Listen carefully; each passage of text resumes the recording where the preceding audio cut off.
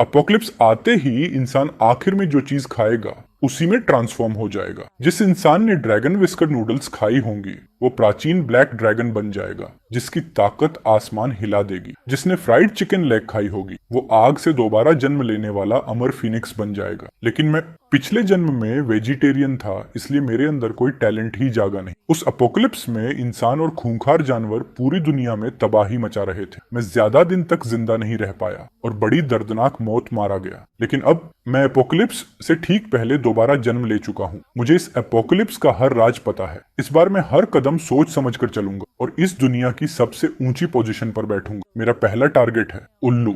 उल्लू जन्म से ही रात में देखने की बेमिसाल नजर और बेहद तेज सुनने की शक्ति रखता है। अगर मुझे उसका टैलेंट मिल गया तो अंधेरी रात में कोई भी खतरा मेरे लिए मायने नहीं रखे। मैं रात का इनविंसिबल नाइट किंग बन जाऊंगा। दूसरा टारगेट है अमेरिकन इलेक्ट्रिक ईल। उसके शरीर से 800 वोल्ट की हाई वोल्टेज बिजली निकलती है। पिछले जन्म में कई पावर हाउसेस ने इलेक्ट्रिक ईल का टैलेंट हासिल करके पूरे अपोकैलिप्स में राज किया था। कोई भी उनसे भिड़ने की हिम्मत नहीं करता था। फैसला करते ही मैंने इंटरनेट पर सर्च शुरू कर दी। एक से बढ़कर एक अजीब और ताकतवर जीव सामने आए। तभी मेरी नजर एक ऐसे छोटे से जीव पर जाकर टिक गई जिसे लोग अक्सर नजरअंदाज कर देते हैं, चींटी। साधारण चींटी भी अपने शरीर से 400 गुना ज्यादा वजन उठा सकती है, लेकिन बुलेट एंट तो सबसे खतरनाक चींटियों में गिनी जाती है। ये दुनिया के सबसे जहरीले जीवों की टॉप 10 लिस्ट में शामिल है। उल्लू मुझे नाइट विजन और सुपर हियरिंग देगा। अमेरिकन इलेक्ट्रिक ईल मुझे बिजली पर कंट्रोल करने की शक्ति देगा। बुलेट एंट मुझे चींटी जैसी दानवी ताकत, जबरदस्त बाइट पावर और जानलेवा पॉइजन देगा। कम्बैट पावर, परसेप्शन और पॉइजन तीनों पूरे हो जाएंगे। लेकिन अभी भी मेरे पास सबसे जरूरी चीज की कमी थी, डिफेंस। उस बेरहम दुनिया में डिफेंस ही जिंदगी थी। अगर डिफेंस कमजोर हो तो चाहे अटैक कितना भी ताकतवर क्यों ना हो, आखिर में या तो म्यूटेंट्स मार डालेंगे या फिर खूंखार जानवर शिकार बना लेंगे। इस बार दोबारा जीने का मौका मिला है तो मैं खुद को बिना किसी कमी वाला परफेक्ट बिल्ड, एक सर्वशक्तिमान वॉर गॉड बनाऊंगा। अब सवाल था, डिफेंस के लिए आर्मडिलो चुनूं या मगरमच्छ? पिछले जन्म में मैंने अपनी आंखों से एक ऐसे इंसान को देखा था जिसने महाविनाश से पहले मगरमच्छ का मांस खाया था। ट्रांसफॉर्म होने के बाद उसका पूरा शरीर मोटी स्केल्स से ढक गया था। उसकी बाइट फोर्स और फिजिकल डिफेंस दोनों ही बेहद डरावने थे। कुछ लोगों ने इंटरनेट पर पेंगोलिन की सलाह भी दी। उसका कवच इतना सख्त होता है कि आम गोलियां भी टकराकर वापस उछल जाती हैं। लेकिन पेंगोलिन एक रेयर प्रोटेक्टेड एनिमल है। उसकी खरीद फरोख्त गैर कानूनी है, इसलिए मैंने ये ऑप्शन तुरंत छोड़ दिया। सोचते सोचते मुझे अचानक एक और जीव याद आया, वाटर बियर यानी टार्डिग्रेड। अगर महाविनाश आने से पहले मैं पर्याप्त वाटर बेयर खा लूं तो मुझे उसका लगभग इमोर्टल बॉडी मिल जाएगा। कहा जाता है कि जब तक सूरज बुझ नहीं जाता ये बूढ़ा नहीं होता। ये बेहद ज्यादा गर्मी, बेहद ज्यादा ठंड, भयानक प्रेशर और यहाँ तक कि स्पेस की रेडिएशन भी झेल सकता है। जब तक इसे न्यूक्लियर एक्सप्लोजन के बिल्कुल बीच में न फेंका जाए इसे कुछ नहीं होता। सबसे बड़ी बात, वाटर बियर लगभग हर जगह मिल जाता है, गीली मिट्टी, काई और पानी की पतली परतों में, यानी इसे ढूंढना सबसे आसान था। लेकिन इसके साथ एक बड़ी प्रॉब्लम भी थी जिसे स्पेस भी नहीं मार सकता। उसे पकाकर खाऊं कैसे? मैंने इंटरनेट पर साइंटिफिक रिसर्च पढ़नी शुरू की। आखिरकार उसकी सबसे बड़ी वीकनेस मिल ही गई। वाटर बेयर पारदर्शी होता है। जब बहुत कठिन माहौल मिलता है तो अपने शरीर का पानी निकालकर खुद को छोटे बैरल जैसी शेप में बदल लेता है। साइंटिस्ट्स ने इसे 150 डिग्री सेल्सियस तक गर्म किया और -200 डिग्री सेल्सियस तक जमाया। फिर भी सामान्य तापमान पर यह दोबारा जिंदा हो गया। एटॉमिक रेडिएशन और समुद्र की सबसे गहरी खाई से 6 गुना ज्यादा प्रेशर भी इसे नहीं मार पाए। लेकिन इसकी एक फेटल वीकनेस थी। अगर यूवी स्टेरिलाइजेशन लाइट से लगातार 15 मिनट तक रोशनी डाली जाए तो ये हमेशा के लिए मर जाता है, या फिर 24 घंटे तक गर्म भाप और तेज आग भी इसे खत्म कर सकती है। ये जानकारी मिलते ही मैंने बिना देर किए एक्शन शुरू कर दिया। महाविनाश आने में सिर्फ 3 दिन बाकी थे। मुझे जल्द से जल्द सारे स्पेशल मटेरियल्स जुटाने थे। मैंने एक माइक्रोस्कोप और यूवी लैंप ऑर्डर कर दिया। वाटर बियर को मारने का सबसे सुरक्षित तरीका यूवी लाइट ही था ताकि उसके शरीर की विशेषता बनी रहे। मैं जिस छोटे से कस्बे में रहता था उसके चारों तरफ खेत और जंगल थे।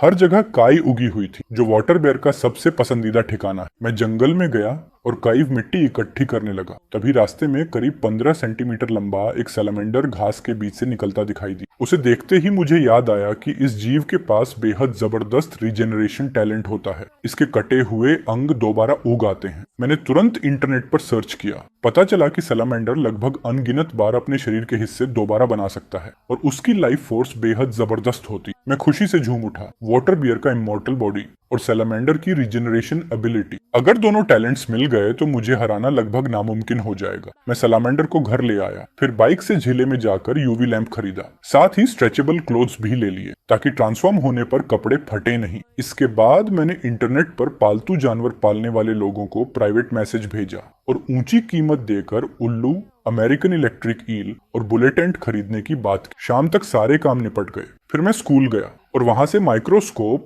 मेजरिंग कप और ड्रॉपर उधार लेकर आया ताकि बाद में वाटर बियर को अलग कर सकूं। तरीके के मुताबिक मैंने काई को 24 घंटे पानी में भिगोया, फिर उसका पानी निचोड़कर माइक्रोस्कोप स्लाइड पर डाला और माइक्रोस्कोप से देखने लगा। शायद दोबारा जन्म लेने के बाद किस्मत भी मेरे साथ थी। पहली ही बार देखने पर मुझे 0.1 मिलीमीटर का एक वाटर बेयर दिखाई दे गया, जिसे नंगी आंखों से देखना नामुमकिन था। सैकड़ों वाटर बेयर इकट्ठा करने में बहुत समय और मेहनत लगने वाली थी। काफी देर तक तलाश करने के बाद मुझे सिर्फ 12 वाटर बेयर मिले। शायद कई अब भी पूरी तरह नहीं भीगी थी, इसलिए ज्यादातर वाटर बेयर उससे अलग नहीं हुए थे। लेकिन जब तरीका सही था तो मुझे चिंता करने की जरूरत नहीं थी। मुझे अपना पूरा समय सिर्फ इसी काम में बर्बाद नहीं करना था। ठीक उसी समय मेरे फोन पर एक मैसेज आया। कीड़े पालने वाला एक मशहूर इंसान जिसके एंट चैनल पर हजारों फैंस थे, जिसका नाम चूची मिन था, उसने मेरे मैसेज का जवाब दे दिया। अगली सुबह मैंने सैलामेंडर को चेक किया। वो बिल्कुल ठीक था। अभी उसे फ्रीज करके रखने की जरूरत नहीं थी। फिर तय समय पर मैं चूची मिन के प्राइवेट ब्रीडिंग फार्म पहुंचा। उसके फार्म में चारों तरफ कांच के बॉक्सेस रखे थे जिनमें तरह तरह के अजीब कीड़े थे। उनमें वही बुलेट एंट भी थी जिसकी मुझे जरूरत थी। चूची मिन को बुलेट एंट से बहुत लगाव था, यहाँ तक कि जो मर जाती थी उनकी भी स्पेसिमेन बनाकर संभाल कर रखता था। मैंने बिना घुमाए फिराए सीधे 50 जिंदा बुलेट एंट्स और उनके साथ कुछ मरी हुई बुलेट एंट्स भी खरीदने की बात कही। मैंने बिना एक सेकंड सोचे तुरंत पेमेंट ट्रांसफर कर दी। चूची मिन मन ही मन पछताया कि उसने शायद कीमत कम बता दी, लेकिन उसे ये जानने की भी बड़ी उत्सुकता थी कि मैं मरी हुई चींटियां क्यों खरीद रहा हूँ। मैं फार्म में घूमते हुए आगे बढ़ा। तभी मेरी नजर दो गोल मटोल आयरन बीटल्स पर पड़ी जो लोहे के गोले जैसे दिख रहे थे। चूची मिन ने बताया, ये आयरन बीटल है। इसकी शेल पूरे कीड़ों की दुनिया में सबसे ज्यादा मजबूत होती। ये अपने शरीर के वजन से 40,000 गुना ज्यादा दबाव सह सकती। अगर इसके साइज को इंसान जितना बड़ा कर दिया जाए तो इसकी डिफेंस प्रकृति की सबसे बेहतरीन डिफेंस होगी। ये सुनकर मैं अंदर ही अंदर खुश हो गया। क्या ये वही जीव नहीं था जिसकी ताकत लेकर पिछले जन्म में आयरन गार्डियन ने पूरे अपोकैलिप्स में धूम मचा दी थी? मैंने तुरंत आयरन बीटल को भी अपनी खरीदारी की लिस्ट में जोड़ दिया। मेरी दिलचस्पी देखकर चूची मिन ने तुरंत कीमत बढ़ा दी। उसने कहा कि ये रेयर स्पीसीज हैं, इनकी कीमत हजारों नहीं बल्कि लाखों तक जाती है। हम दोनों के बीच काफी देर तक बार्गेनिंग हुई। आखिर में 2 आयरन बीटल्स का सौदा 20 लाख में तय हुआ। अब मेरे पास सिर्फ 10 लाख से थोड़ा ज्यादा पैसा बचा था, लेकिन मुझे अभी अमेरिकन इलेक्ट्रिक ईल और आउल भी खरीदना था। मैंने मौके का फायदा उठाकर चूची मिन से पूछा कि अमेरिकन इलेक्ट्रिक ईल कहाँ मिल सकती है। उसने बताया कि उसका एक दोस्त एक्वेरियम एनिमल्स पालता है। उसने हाल ही में एक अमेरिकन इलेक्ट्रिक ईल खरीदी थी, लेकिन वो उसे जिंदा नहीं रख पाया। अब वो इलेक्ट्रिक ईल बहुत कमजोर हो चुकी थी और ज्यादा दिन जिंदा नहीं रहने वाली थी। जब उसे पता चला कि कोई ऊंची कीमत देकर खरीदना चाहता है तो उसने 5 लाख मांगे, लेकिन चूची मिन ने बीच में अपनी कमीशन जोड़कर मुझसे 10 लाख मांग ली। समय बहुत कम था। मैंने उससे मोल भाव करने की जरूरत नहीं समझी और तुरंत मान गया। चूची मिन मन ही मन मुझे बेवकूफ समझ रहा था, लेकिन उसे क्या पता कुछ ही दिनों में अपोक्लिप्स आने वाला था और तब पैसा सिर्फ रद्दी कागज बनकर रह जाएगा। हम दोनों बेचने वाले के घर पहुंचे। मैंने टैंक में देखकर पक्का किया कि वो सचमुच एक शुद्ध नस्ल की अमेरिकन इलेक्ट्रिक ईल थी। मैंने तुरंत पैसे ट्रांसफर कर दी। उसका पुराना मालिक बार बार मुझे उसे ध्यान से पालने की सलाह देता रहा, लेकिन मैंने हंसते हुए कहा, सुना है इलेक्ट्रिक ईल का मांस बहुत स्वादिष्ट होता है, मैं तो इसे आज ही पकाकर खा लूंगा। ये सुनते ही दोनों लोग सन्न रह गए। दोनों मन ही मन पछता रहे थे कि उन्होंने इतनी रेयर चीज इतनी सस्ती बेच। जब मैं शहर तक आया ही था तो रास्ते में एक पेट शॉप भी चला गया। वहां से मैंने एक पालतू आवल खरीदी। जंगली उल्लू प्रोटेक्टेड एनिमल होते हैं और उनकी खरीद फरोख्त गैर कानूनी है, लेकिन कमर्शियल फार्म में पाले गए आउल्स की नाइट विजन और हियरिंग भी काफी बेहतरीन होती है, जो मेरी जरूरत पूरी करने के लिए काफी थी। मैंने 3 लाख देकर सबसे अच्छा आउल खरीद लिया। अब मेरे सारे सबसे जरूरी इंग्रेडिएंट्स पूरे हो चुके थे। घर लौटते लौटते अमेरिकन इलेक्ट्रिक ईल मर चुकी थी। मुझे बिल्कुल अफसोस नहीं हुआ। मैंने तुरंत उसे साफ किया, फ्रीजर में रख दिया और रात के ट्रांसफॉर्मेशन का इंतजार करने लगा जब मैं उसे पकाकर खाऊंगा। अब तक मैं ट्रांसफॉर्मेशन का असली रूल पूरी तरह समझ चुका था। दुनिया के लोग सोचते थे कि अगर उस रात जानवर का मांस पेट में बिना पचे मौजूद रहेगा तो वही उनका टैलेंट एक्टिवेट करेगा। लेकिन असली सच बिल्कुल अलग था। अगर अपोकलिप्स शुरू होने से पहले वो मांस पूरी तरह डाइजेस्ट नहीं हुआ तो इंसान के मॉन्स्टर बनने का खतरा बहुत बढ़ जाता था और वो अपनी सोचने समझने की शक्ति खो देता था। इसलिए मैंने फिलहाल वाटर बेयर इकट्ठा करना भी बंद कर दिया ताकि ट्रांसफॉर्मेशन वाली रात मेरे पेट में मांस का कोई भी बचा हुआ हिस्सा न रहे। मैंने लगातार 2 दिन तक सिर्फ वेजिटेरियन खाना खाया और अपने शरीर को पूरी तरह क्लींस किया। अब मेरे पास सिर्फ 6 लाख रुपए बचे थे। मैंने बिना देर किए वो भी अपनी सुरक्षा की तैयारी पर खर्च कर दिए। शुरुआती स्टेज में आम हथियार उस खूनी दुनिया में किसी काम के नहीं थे। मेरी ताकत और बिजली की शक्ति के साथ एक भारी वॉर हैमर सबसे बढ़िया हथियार बनने वाला था। मैंने पूरे शहर में घूमकर आखिर एक 8 किलोग्राम वॉर हैमर खरीद लिया जो शुरुआती दौर के लिए बिल्कुल सही था। इसके बाद मैंने मगरमच्छ का मांस, एनर्जी चॉकलेट और एक क्वार्ट्ज मैकेनिकल वॉच भी खरीदी। अपोक्लिप्स आने के बाद बिजली चली जाएगी, तब दिन और रात का पता लगाना मुश्किल होगा। सिर्फ एक मैकेनिकल वॉच ही मुझे सही समय बता सके। घर पहुंचकर मैंने स्टेरिलाइज किए हुए वाटर बेयर, साधारण चींटियों और बाकी चीजों को पीसकर पाउडर बनाया और उसे चॉकलेट में मिलाया ताकि उन्हें खाना आसान हो जाए। 5 किलो मगरमच्छ के मांस से मैंने मीट बॉल्स बनाए और उन्हें अपने क्लास टीचर को गिफ्ट कर दिया क्योंकि पिछले जन्म में उन्होंने मेरी बहुत मदद की। आखिर में मैंने एक बार फिर अपने सारे इंग्रेडिएंट्स की फाइनल चेक। एक पालतू अवल, एक मरी हुई अमेरिकन इलेक्ट्रिक ईल, 50 जिंदा बुलेट एंड्स और उनकी कुछ लाशें, 2 आयरन बीटल, एक जिंदा सैलेमेंडर, स्टेरिलाइज किए हुए वाटर बियर्स और तैयार किया हुआ मगरमच्छ का मांस। सब कुछ अच्छी तरह से फ्रिज और स्टोरेज में करीने से रख दिया गया था। अपोकलिप्स से पहले जुटाए गए उन सारे ट्रम्प कार्ड्स को देखकर मेरा दिल पूरी तरह शांत हो गया। पिछले जन्म में मैं एक बेकार इंसान था जिसे हर कोई कुचल देता था, लेकिन इस जन्म में मेरे हाथ टॉप टियर टैलेंट्स आने वाले थे। इस बार पूरी दुनिया को हिला देना तय था। आखिरकार अपोकलिप्स की रात आ गई। मैंने ट्रांसफॉर्मेशन के रूल्स के हिसाब से एक एक करके सब कुछ खाना शुरू की। सबसे पहले मैंने खास तौर पर बनाई गई बुलेट एंड चॉकलेट खा ली। जैसे ही चॉकलेट पेट में पहुंची, एक गर्म लहर पूरे शरीर में फैल गई। बुलेट एंड की राक्षसी ताकत और जानलेवा पॉइजन टैलेंट धीरे धीरे मेरे शरीर में समाने लगे। उसके बाद मैंने अच्छी तरह साफ किया हुआ आयरन बीटल खाया। उसका शेल इतना सख्त था कि निगलना बेहद मुश्किल था। मैंने दांत भींचकर उसे पूरा निगल लिया। अगले ही पल मेरी मांसपेशियां तन गईं। ऐसा लगा जैसे पूरे शरीर पर एक अदृश्य आर्मर चढ़ गया हो। आयरन बीटल की जबरदस्त फिजिकल डिफेंस, भारी दबाव सहने की क्षमता और मजबूत शरीर मेरे अंदर समाने लगा। फिर मैंने मगरमच्छ के मांस से बनी मीटबॉल खाई। जंगली जानवर जैसी हिंसक ताकत पूरे शरीर में दौड़ गई। सख्त स्केल्स, खतरनाक बाइट फोर्स और बेरहम लड़ने की इंस्टिंक्ट धीरे धीरे मेरी बनती जा रही थी। आखिर में मैंने आवल और अमेरिकन इलेक्ट्रिक ईल का मांस खाया। उन दोनों के सारे ट्रांसफॉर्मेशन टैलेंट्स मैंने जानबूझकर अपनी आंतों में रहने दिए। पूरे समय मैं बेहद सावधान रहा। मैंने ध्यान रखा कि गलती से भी किसी दूसरे मांस का एक छोटा टुकड़ा भी मेरे पेट में न जाए। खाना खत्म करने के बाद मैंने अच्छी तरह कुल्ला किया। उसके बाद मैंने कुछ भी नहीं खाया। अब बस पूरी दुनिया में होने वाले ग्लोबल ट्रांसफॉर्मेशन का इंतजार था। उसी शाम अचानक आसमान काला पड़ गया। पूरा स्काई अजीब काले बादलों से ढक गया। हवा भारी और दम घोंटने वाली हो गई। सीने पर जैसे कोई बोझ रख दिया गया हो। लेकिन शहर में किसी को कुछ समझ नहीं आया। सड़कें अब भी भीड़ से भरी थीं। लोग हंस रहे थे, बातें कर रहे थे। हर तरफ लाइट्स चमक रही थी। बेशुमार लोग इस बात से बिल्कुल अनजान थे कि कुछ ही देर में दुनिया बदलने वाली है। वे आराम से शराब पी रहे थे, स्नैक्स खा रहे थे। उन्हें जरा भी अंदाजा नहीं कि जो खाना वे इस वक्त चबा रहे हैं वही उनकी पूरी जिंदगी का टैलेंट तय करेगा। ठीक आधी रात पूरी दुनिया में एक अदृश्य धमाका गूंज उठा। अपोकलिप्स एनर्जी फूट पड़ी।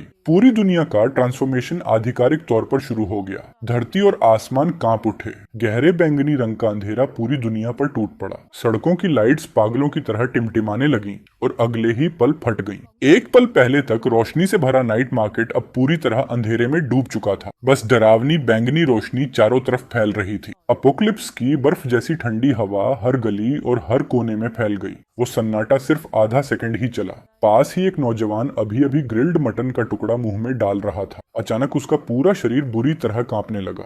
उसकी हड्डियां और मांसपेशियां टेढ़ी मेढ़ी होकर फूलने लगी। घने काले बाल उसके पूरे शरीर पर उग आए। कुछ ही पलों में वो एक खूंखार काले ब्लैक गोट में बदल गया। उसकी आंखें खून जैसी लाल हो चुकी। उसकी इंसानियत पूरी तरह गायब हो गई। अब उसके अंदर सिर्फ जंगली जानवर की इंस्टिंक्ट बची थी। उसके बगल में खड़ी लड़की भी ट्रांसफॉर्म होने लगी, लेकिन उसका बदलाव बिल्कुल अलग था। उसका शरीर धीरे धीरे मुलायम होकर पिघलने लगा। हल्की नीली चमक उसके शरीर से निकलने लगी। कुछ ही देर में वो एक पारदर्शी चमकदार स्कैल्प में बदल गई। पूरी सड़क पर दहशत आग की तरह फैल गई। हर तरफ अलग अलग तरह के ट्रांसफॉर्मेशन हो रहे थे। हर इंसान की किस्मत उसके आखिरी खाए हुए खाने ने पहले ही तय कर दी थी। एक बीफ स्ट्यू रेस्टोरेंट में एक आदमी ने अभी अभी अपना कटोरा नीचे रखा ही था। अचानक उसका शरीर झुक गया। उसकी मांसपेशियां फूलने लगी। पूरा शरीर पत्थर की तरह सख्त हो गया। उसकी इंसानियत पूरी तरह खत्म हो गई। वो एक जंगली जानवर की तरह सिर झुकाकर पूरी ताकत से आगे दौड़ा। उसके भयानक टक्कर मारने की ताकत ने पूरी बस को हवा में उछाल दिया। बस उड़कर सड़क किनारे की दुकान में जा घुसी। ईंटें टूट गईं।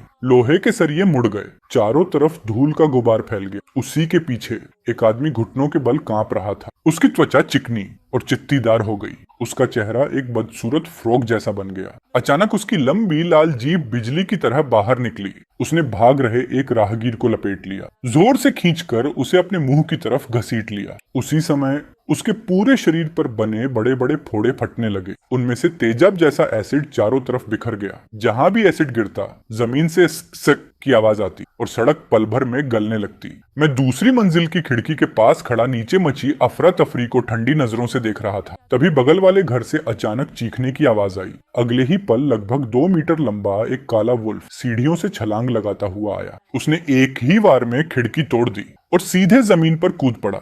उसने भागते हुए लोगों पर एक नजर डाली। फिर उसकी नजर एक लड़की पर टिक गई। डर के मारे उसके पैर सुन्न हो चुके थे। वो एक कदम भी नहीं चल पा रही। बस कुछ ही सेकंड में वो वुल्फ का शिकार बनने वाली थी। आसपास के लोग सिर्फ अपनी जान बचाकर भाग रहे थे। किसी में भी उसे बचाने की हिम्मत नहीं थी। मैं खुद सामने आना नहीं चाहता था, लेकिन किसी को मरते हुए देखकर भी मदद न करना ये मेरे उसूलों के खिलाफ था। अपोकलिप्स अपनी जगह है, लेकिन कमजोरों पर जुल्म होते देखना मुझसे बर्दाश्त नहीं होता। वैसे भी ये मौका था अपने सारे टैलेंट्स की ताकत आजमाने का। ये सोचकर मैं नीचे उतर गया। मेरे हाथ में 8 किलोग्राम वॉर हैमर था। मैंने आवर का नाइट विजन पूरी तरह एक्टिवेट कर दिया। अंधेरा मेरे लिए दिन जैसा साफ हो गया। मेरी हीरिंग इतनी तेज हो गई कि मुझे हवा की आवाज और उस म्यूटेंट वुल्फ की धड़कन तक साफ सुनाई दे रही थी। मैं हल्के कदमों से घर से बाहर निकला। मेरी स्पीड अब आम इंसानों से कहीं ज्यादा थी। उधर ब्लैक वुल्फ लड़की पर झपटने ही वाला था। तभी उसे पीछे से मेरी आहट सुनाई दी। वो मुड़ा।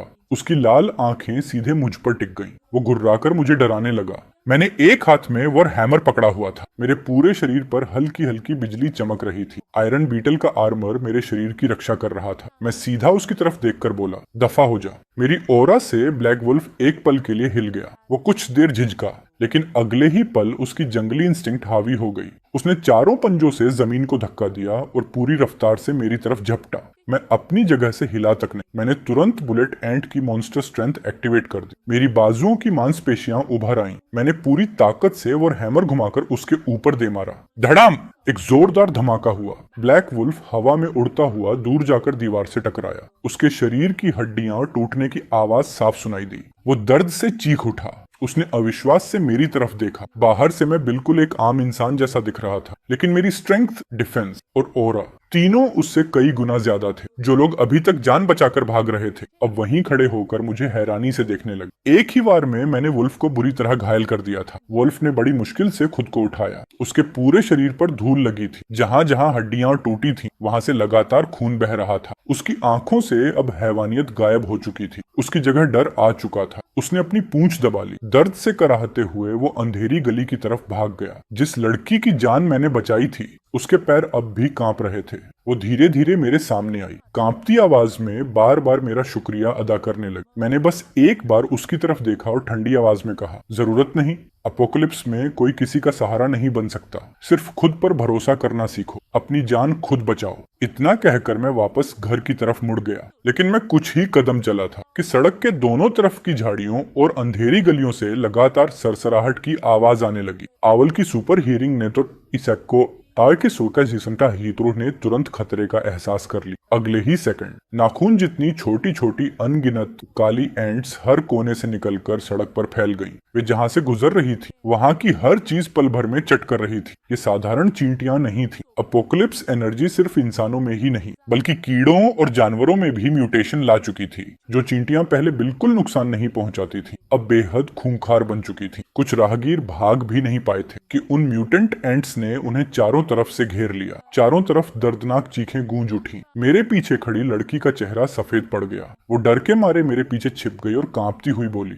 इतनी सारी चींटियां, अब क्या करेंगे? क्या हम यहीं मर जाएंगे? मेरी आंखें बिल्कुल शांत। मेरे शरीर के चारों ओर नीली बिजली चमकने लगी। मैंने सोचा, अच्छा मौका है, क्यों ना इन म्यूटेंट एंट्स पर अमेरिकन इलेक्ट्रिक ईल का लाइटनिंग टैलेंट टेस्ट किया जाए। मैं अपनी जगह बिल्कुल स्थिर खड़ा रहा। जैसे ही मेरे मन में ख्याल आया, 800 वोल्ट की बिजली मेरे शरीर से फूट पड़ी। वो मेरे पैरों से होकर जमीन में फैल गई। छट छट छट बिजली की आवाज चारों तरफ गूंजने लगी। नीली इलेक्ट्रिक करंट मेरी जगह से चारों दिशाओं में फैल गई। जो भी म्यूटेंट एंट उस बिजली को छूती, वो तुरंत जलकर काली पड़ जाती और वहीं मर जाती। चारों तरफ जले हुए कीड़ों की बदबू फैल गई, लेकिन चींटियों की संख्या बहुत ज्यादा थी। आगे वाली मरती तो पीछे वाली तुरंत उनकी जगह ले लेती। उनमें पीछे हटने का नाम तक नहीं था। सिर्फ बड़े एरिया में बिजली फैलाकर उन्हें खत्म करना बहुत धीमा पड़ रहा था। मैंने तुरंत अपनी स्ट्रेटेजी बदल दी। मैंने बुलेट एंट का पॉइजन टैलेंट एक्टिवेट कर दी। मेरी उंगलियों के सिरों पर बैंगनी रोशनी चमकने लगी। जब पॉइजन और बिजली एक साथ मिले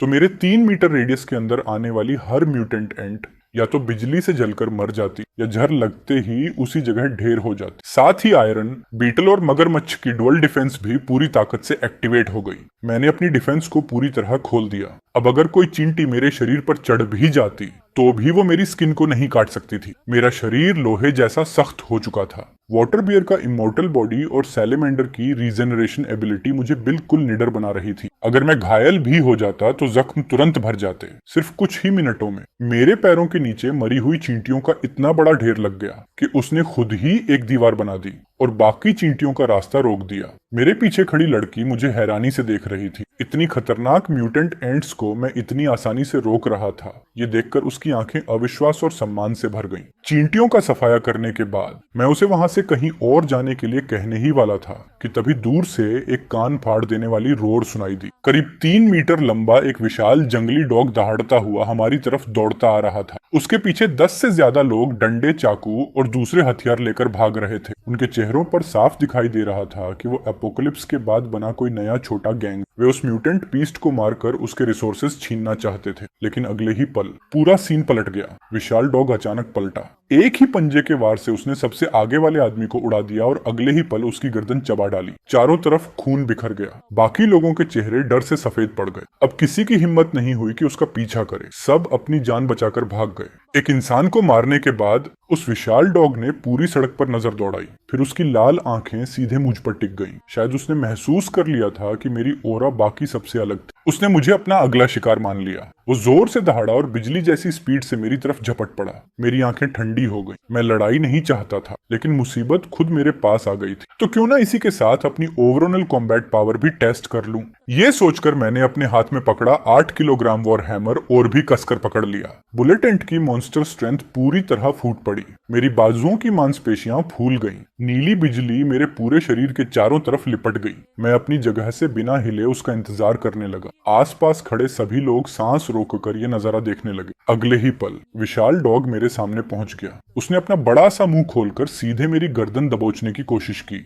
उसका इरादा था कि एक ही वार में मुझे खत्म कर दे। मेरी आंखें बर्फ जैसी ठंडी थी। मैं पीछे हटने के बजाय आगे बढ़ा। मैंने जमीन पर जोर से पैर मारा और पूरा शरीर हवा में उछाल दिया। आउल की नाइट विजन की मदद से मैंने उसके सिर को बिल्कुल सही निशाना बनाया। मैंने अपनी पूरी ताकत वॉर हैमर में भर दी और उसे बिजली की तरह उसके सिर पर दे मारा। धड़ाम, एक भयानक धमाका हुआ। डॉग का सिर जमीन की तरफ दब गया। नीली बिजली वॉर हैमर के साथ उसके शरीर में घुस गई और सीधे उसके नर्वस सिस्टम को तबाह कर दिया। उसी समय बुलेट एंट का जहर भी उसके पूरे शरीर में फैल गया। वो दर्द से चीख भी नहीं पाया। उसका विशाल शरीर जमीन पर गिर पड़ा, कुछ बार तड़पा और हमेशा के लिए मर गया। सिर्फ एक हैमर के वार में मैंने एक हाई लेवल म्यूटेंट बीस्ट को मार गिराया। ये नजारा देखकर वहां मौजूद हर इंसान स्तब्ध रह गया। अब सबकी नजरों में मेरे लिए सिर्फ डर और सम्मान था। मैंने वॉर हैमर पर लगा खून झाड़ दिया। मेरे चेहरे पर कोई भाव नहीं था। मैं ये देखने ही वाला था कि इस म्यूटेंट डॉग से कौन सा ट्रांसफॉर्मेशन मटेरियल मिल सकता है।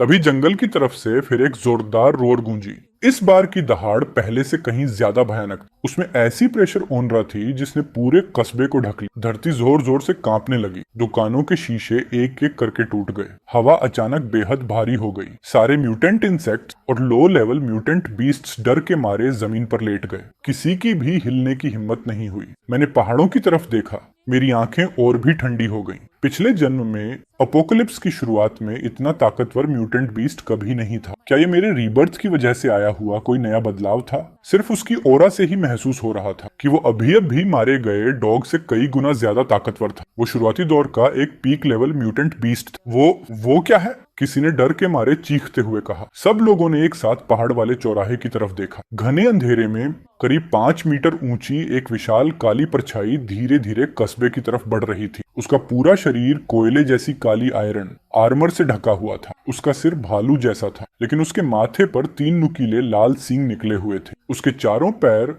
असामान्य रूप से विशाल थे। हर कदम के साथ जमीन में गहरे गड्ढे बन रहे थे। उसके नुकीले दांत लगातार बाहर दिखाई दे रहे थे। उसकी खून जैसी लाल आंखें अंधेरे में चमक रही। ये mutant iron armoured black bear है। भीड़ पूरी तरह टूट गई। लोगों की भागने की ताकत तक खत्म हो गई। कई लोग वहीं जमीन पर बैठकर कांपने लगे। खत्म हो गया, हम सब मर जाएंगे। इतने ताकतवर म्यूटेंट बीस्ट को कोई नहीं रोक सकता।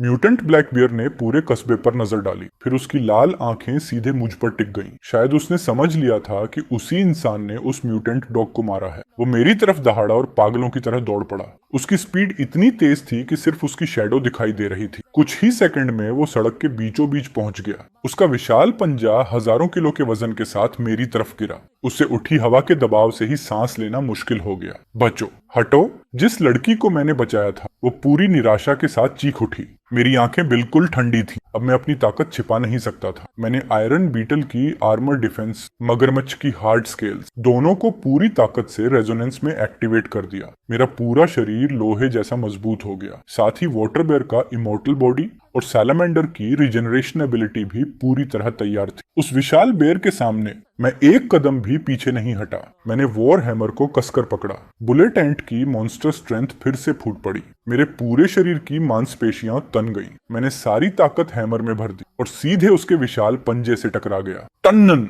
धातु के टकराने जैसी जोरदार आवाज गूंज उठी। शॉकवेव चारों तरफ फैल गई। आसपास की इमारतों के शीशे टूटकर बिखर गए। मुझे पीछे की तरफ 3 कदम खिसकना पड़ा। मेरे पैरों के नीचे जमीन में 2 गहरी लकीरें बन गईं। मेरे हाथ हल्के से सुन्न हो गए। लेकिन म्यूटेंट ब्लैक बियर भी वहीं रुक गया। उससे भी कोई फायदा नहीं। वो पूरी तरह गुस्से में पागल हो गया। उसने लगातार मुझ पर ताबड़तोड़ हमले शुरू कर दी। हर बार जमीन को तोड़ देने जितना ताकतवर था। लेकिन अवल की नाइट विजन की लेकिन विजन की वजह से मैं उसके हर मूवमेंट को साफ देख पा रहा था। मैं फुर्ती से उसके सारे अटैक बचाता गया। साथ ही लगातार अमेरिकन इलेक्ट्रिक कील की लाइटनिंग उसके ऊपर बरसाता रहा। नीली बिजली बार बार उसके शरीर पर गिरती रही। छट छट छट बिजली की आवाज गूंजती रही। लेकिन उसकी आयरन आर्मर पर सिर्फ हल्के निशान बने। सिर्फ लाइटनिंग से उसकी डिफेंस नहीं टूट सकती थी। मेरी आंखें सिकुड़ गईं। मैंने तुरंत अपनी स्ट्रेटेजी बदल दी। मैंने बुलेट एंट का पॉइजन टैलेंट एक्टिवेट किया। मेरी उंगलियों के सिरों पर बैंगनी रोशनी चमक उठी। मैं सही मौके का इंतजार करने लगा। जैसे ही ब्लैक बियर ने अपना सीना खोलकर हमला किया, मैं जोर से उछला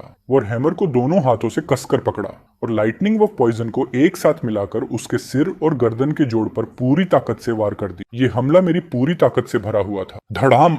एक जोरदार टूटने की आवाज गूंजी। ब्लैक बियर के 3 सींगों में से एक सींग वहीं टूट गया। घाव के रास्ते पॉइजन और लाइटनिंग सीधे उसके शरीर के अंदर घुस गए। उन्होंने उसकी नर्व्स और मांसपेशियों को तेजी से बर्बाद करना शुरू कर दी। ब्लैक बियर दर्द से जोर जोर से दहाड़ने लगा। उसका विशाल शरीर बुरी तरह कांपने लगा। घाव से लगातार खून बहने लगा। लेकिन पॉइजन और बिजली की वजह से उसकी हरकतें धीरे धीरे धीमी पड़ती जा रही थी। मैं जमीन पर उतरते ही उसे संभलने का मौका दिए बिना फिर से उसकी तरफ टूट पड़ा। मैंने वॉर हैमर को ऊपर उठाया और अपनी पूरी ताकत उसके सिर पर दे मारी। कड़क!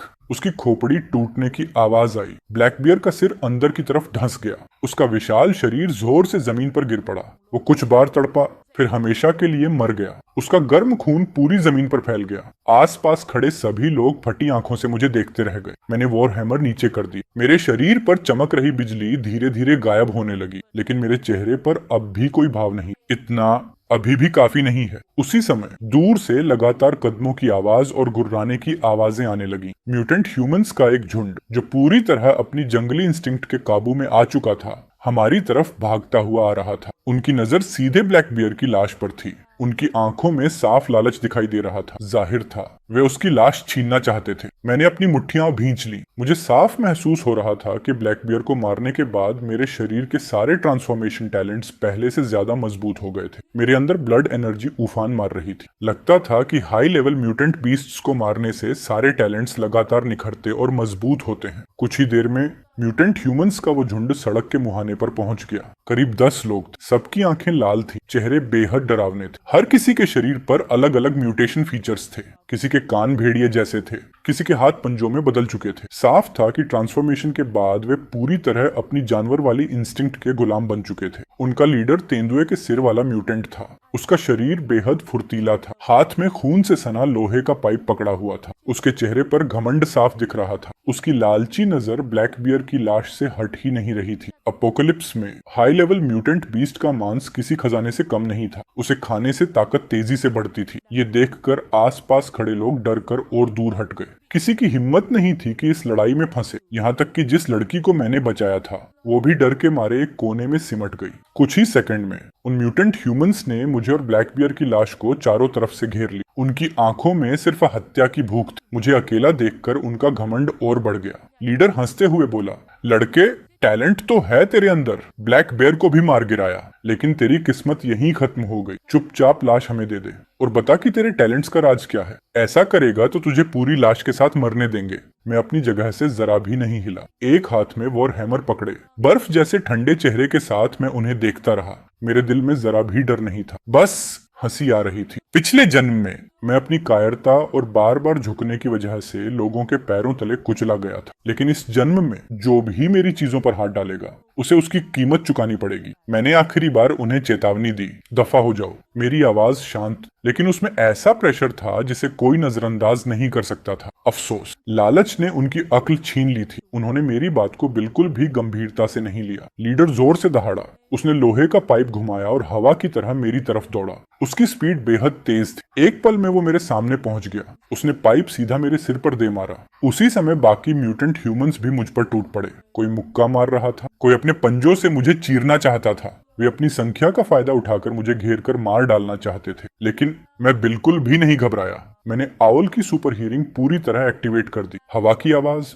कदमों की आहट, यहाँ तक कि कई मीटर के दायरे में होने वाली हर हलचल मुझे साफ सुनाई दे रही थी। उनके हर अटैक का रास्ता मैं पहले ही भांप चुका था। मैंने तुरंत आयरन बीटल और मगरमच्छ की डिफेंस पूरी तरह एक्टिवेट कर दी। मैं वहीं खड़ा रहा और उनके सारे हमले सीधे अपने ऊपर झेल लिए। चाहे लोहे का पाइप हो या तेज पंजे, सब मेरे शरीर से टकराकर फिसल गए। मुझे एक खरोंच तक नहीं आई। तेंदुए के सिर वाला म्यूटेंट हैरानी से चीख पड़ा, ये कैसे हो सकता है? इसकी डिफेंस इतनी जबरदस्त कैसे है? उसे यकीन ही नहीं हो रहा था कि उसका पूरी ताकत वाला अटैक भी मेरे सामने बेकार हो गया। मैं उनके साथ ज्यादा देर टाइम वेस्ट नहीं करना चाहता था। मैंने तुरंत बुलेट एंट की मॉन्स्टर स्ट्रेंथ एक्टिवेट कर दी और वॉर हैमर को हल्के से घुमा दिया। धड़ाम!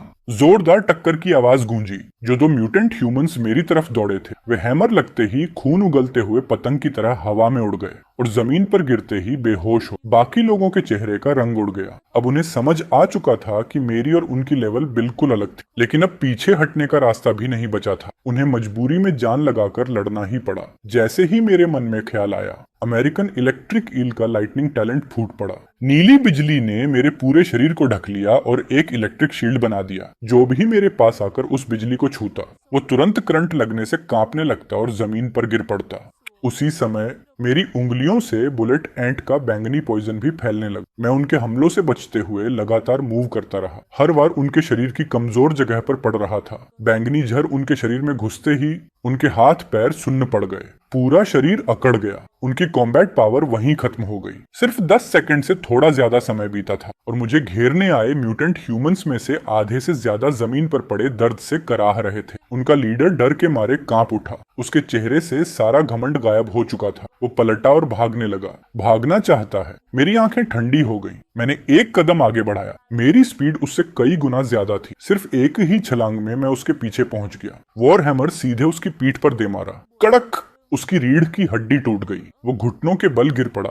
उसकी सारी लड़ने की ताकत खत्म हो गई। मैंने ठंडी नजरों से जमीन पर पड़े उन म्यूटेंट ह्यूमंस को देखा। मेरे दिल में जरा भी दया नहीं। अपोकलिप्स में बड़ी मछली हमेशा छोटी मछली को निगलती है। या तो दुश्मन मरेगा या मैं मरूंगा। दुश्मन पर दया करना अपने ऊपर जुल्म करने जैसा है। उन लाश लूटने वालों का काम तमाम करने के बाद मैं ब्लैक बियर की लाश के पास गया और उसे टटोलने लगा। कुछ ही देर में मुझे उसके अंदर से काले रंग की कंचे जितनी एक बीस्ट कोर मिल गई। उसमें से हल्की हल्की एनर्जी निकल रही थी। ये हाई लेवल म्यूटेंट बीस्ट का सबसे कीमती सार था। इसे अब्सॉर्ब करने से ट्रांसफॉर्मेशन टैलेंट्स बहुत तेजी से बढ़ते हैं। मैंने उस काली बीस्ट कोर को हाथ में उठाया। उसकी ठंडी एनर्जी मेरी उंगलियों से होकर शरीर में उतरने लगी। मेरे हाथ पैर हल्के से सुन्न हो गए। आउल की night vision, American electric eel की लाइटनिंग, बुलेट एंट की मॉन्स्टर स्ट्रेंथ और आयरन बीटल की डिफेंस, सभी टैलेंट सूखी जमीन की तरह उस शुद्ध एनर्जी को पागलों की तरह अब्सॉर्ब करने लगे। आसपास बचे हुए लोग डर के मारे बिल्कुल चुप हो गए। अब उनकी आंखों में मेरे लिए सिर्फ डर और सम्मान था।